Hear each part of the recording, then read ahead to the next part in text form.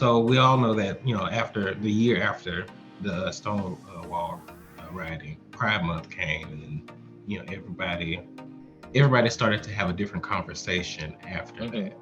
Marsha P. Johnson was a very big part of that. Would you mind just kind of giving me a brief rundown on what you think about her and everything that she's done? Yeah, Marsha P. Johnson, we say that the P stands for Pay It No Mind, was an unapologetic Black trans person, what we would consider her to be trans today, who was really vocal about the needs that she had, the wants and the desires that she required in order to live her most authentic and fulfilling life.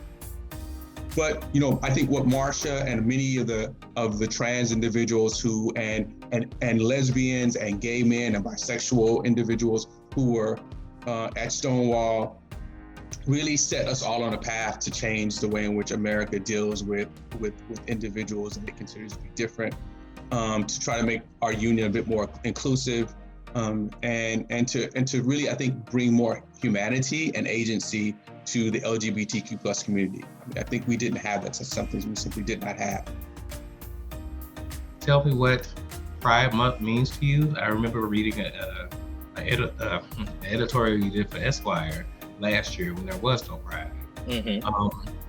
So how do you feel about it now? Pride in 2021 is very much a corporatized, adventure, which, many of us believe is the antithesis of what the original Pride was, the first Pride that happened the year after the Stonewall uprising. Do you find it difficult being Black and being queer? Some things don't intersect very well. And sometimes it does feel like you are being asked to choose between, are you Black first or are you queer first? We are all Black.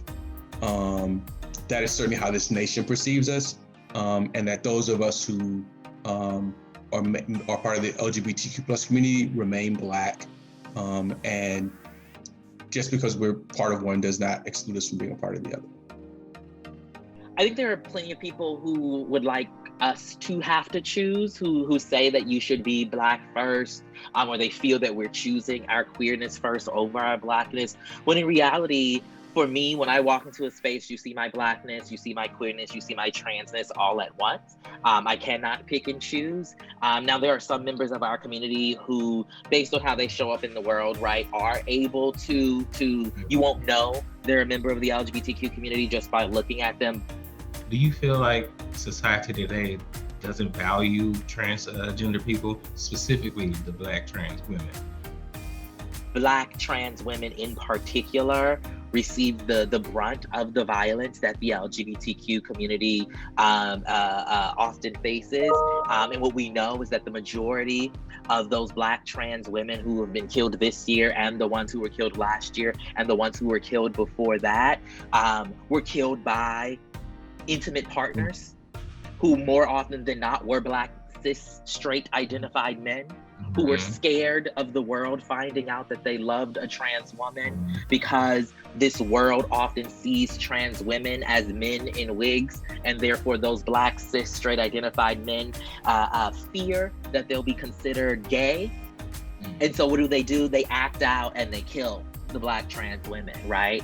And so what we need to be having different conversations in our culture about masculinity, about identity, about how we can affirm all of our people and not just the ones who look good, for the NAACP, right? Or who look good for, the Flyers. We've got to be more expansive in our conception and understanding of what Blackness looks like. Look at the Black Lives Matter movement, and you look at the individuals who led and who moved that movement forward, you're looking at members of the Black LGBTQ plus community. How do you feel when you hear someone say, "Oh, Black Lives Matter"? Oh, but we'll get to y'all later. to be quite frank, the LGBTQ movement as it is right now is built off of the backs of civil rights, right? Of the civil rights movement, right? The movements have always been interconnected. You know, one of the mastermind behind the March on Washington was Bayard Rustin, a Black gay man, right? You know, he was the right hand of Martin Luther King and was the person who actually introduced Martin Luther King to the tenets of nonviolence, right? But those aspects of our Black history aren't often surfaced. They're pushed to the side because we're forced to choose whether we're Black or queer first. At the end of the day, what we're all fighting for is a right to be human, to be seen as human, for respect, for dignity, for the right to live our lives as we believe they authentically are.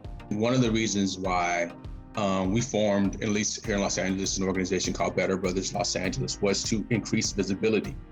And even further, we created an award show called the Truth Awards, and it was specifically to highlight the accomplishments of individuals in the Black LGBTQ+ community. And we did that because we wanted to show the rest of the world, certainly the larger Black community, mainstream gay society, America, that there are Black queer individuals who are doing incredible things that not only move our community forward, but to move the whole nation forward.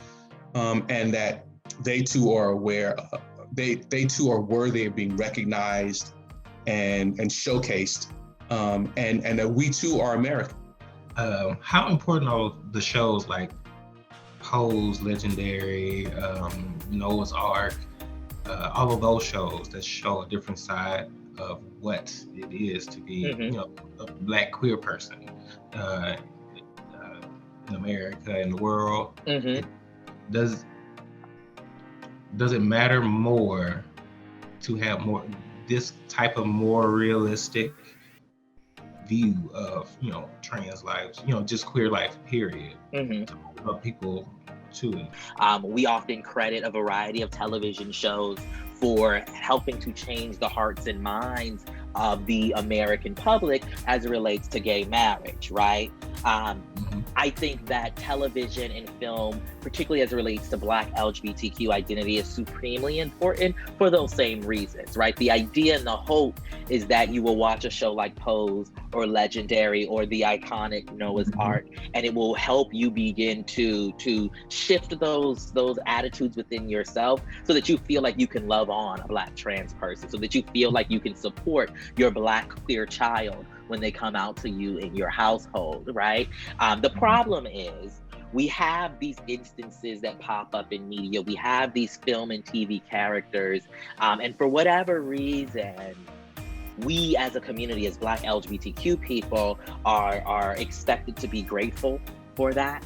We are expected we are expected to feel like the representation enough.